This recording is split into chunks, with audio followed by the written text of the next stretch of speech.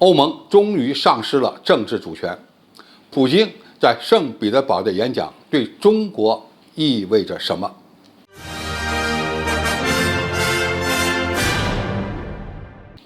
观众朋友、网友朋友，大家好，我是付前少。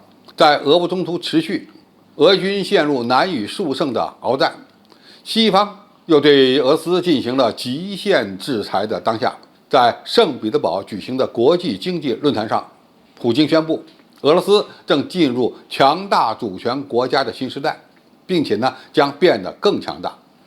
单极世界秩序已经走向结束，亚洲和中国都已经明显地显露出创建新的世界发展中心。俄罗斯有意与中国合作，并从中受益。普京的此次发言更像是一场以西方在经济战获胜后的宣示。但是我们也能从中看到俄罗斯未来的地缘政治走向。总结普京的讲话有几点特别值得关注。第一，普京演讲的很大篇幅都是在讲对美国霸权的不满。他讲，尽管华盛顿付出了一切努力，想要把持其霸权局面，但单极世界秩序的时代真的已经完结。冷战结束后，美国人宣布自己是上帝在地球上的使者，他们不承担义务，只获得利益。当前经济和国际政治的变化是重构性的、革命性的。如果认为我们可以在这场动荡的变化中等待时机，认为一切都会像以前一样，那将是错误的。西方的统治精英心存幻想，不希望看到变革，但变革已来。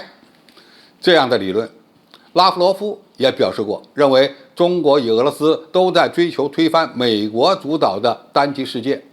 而俄乌冲突的爆发，俄罗斯在经济层面对西方的反击，都是对过去美国霸权体系的不满。西方国家对俄罗斯的制裁是疯狂的，但是俄罗斯的经济形势正在逐渐的正常化。普京认为，那些所谓卢布将疯狂贬值的说法和经济崩溃的咒语都是信息战的一种工具。西方对俄罗斯的制裁是极其疯狂的，也是一把双刃剑，对其设计者造成了类似的甚至是更大的伤害。俄罗斯联邦的通胀率现在是 16.7%， 并持续下降。下一步，俄罗斯有可能将优惠抵押贷款的利率降低到 7%。经济基础决定上层建筑，所以普京对俄军在顿巴斯地区的推进缓慢也表示得非常淡定，没必要画设时间线，造成军人不必要的牺牲。普京认为亚洲和中国是新的世界发展中心，俄罗斯不会错过这个机会。他表示，俄罗斯开始与中国建立关系，不是因为俄乌冲突事件，而是因为亚洲和中国已经明显地显露出创造新的世界发展中心。所有人都看到并了解这一点。俄罗斯有意与中国合作，并在合作中受益，特别是在政治方面，我们有着稳定的信任关系。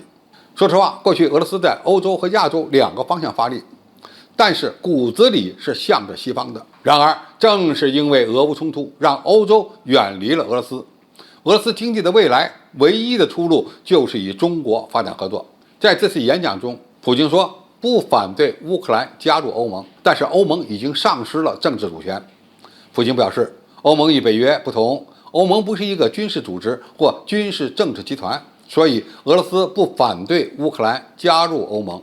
但他同时提醒到，乌克兰一旦加入欧盟，有可能会沦为半殖民地，再也别想恢复其飞机制造和造船等相关产业。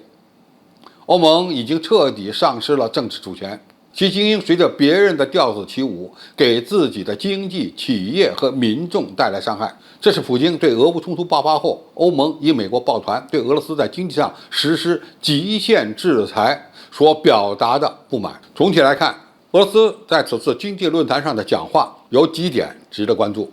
一方面，他给乌克兰加入欧盟留下了活口，为与欧洲关系的缓和留足了退路；另一方面，也为俄罗斯将与中国发展更加紧密的关系给出了充分的理由，为俄罗斯民众团结起来对抗西方制裁打了一剂强心针。普京宣布俄罗斯进入强大主权国家的新时代，其本质就是国家更为独立自主，从而严重打击了美国霸权。这一点与中国不谋而合，而且呢也符合整个欧洲的利益。虽然俄乌冲突还在持续，但是一个多极的世界将加速到来，而俄罗斯也将进一步转变成为一个亚洲国家，这对中国来说是利好。但是我们也需要关注战争长期化对全球经济所造成的冲击。毕竟俄罗斯是能源出口国，而中国是能源的进口国。我们需要关注因战争长期化所导致的能源价格不断上涨所带来的影响。